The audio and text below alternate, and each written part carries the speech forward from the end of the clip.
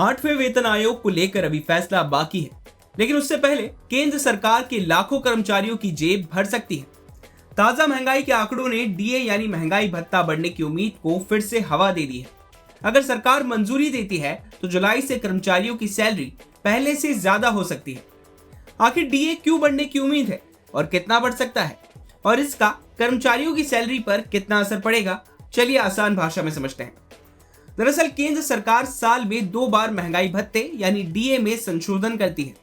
पहला जनवरी से और दूसरा जुलाई से लागू होता है। इसका मकसद बढ़ती महंगाई का असर कर्मचारियों और पेंशन भोगियों पर कम करना होता है। अब जुलाई का डीए रिवीजन नजदीक है और इसी बीच मई महीने के महंगाई के आंकड़े सामने आए हैं। आंकड़ों के मुताबिक मई में खुदरा महंगाई बढ़कर 3.93% हो गई है, जो अप्रैल में 3.48% थी। फूड इन्फ्लेशन भी 4.20% से बढ़कर 4.78% पर पहुंच गई है, यानी रोजमर्रा की चीजें पहले के मुकाबले महंगी हुई है।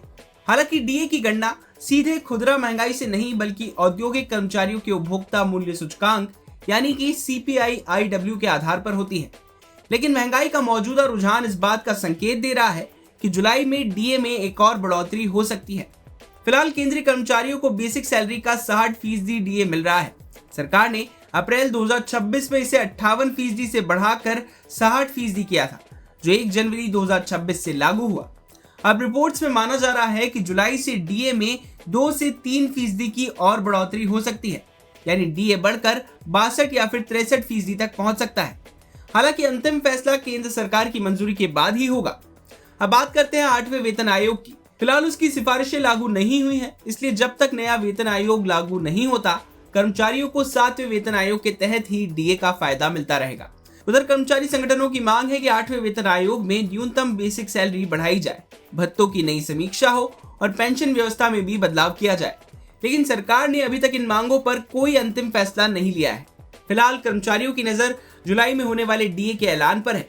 अगर 2 से 3% की बढ़ोतरी होती है तो लाखों कर्मचारियों और पेंशन भोगियों को हर महीने मिलने वाली रकम में सीधा इजाफा होगा। अब देखना होगा कि सरकार इस पर कब आधिकारिक मुहर लगाती है। बिजनेस से जुड़ी बाकी तमाम खबरों के लिए आप देखते रहिए विस्तार।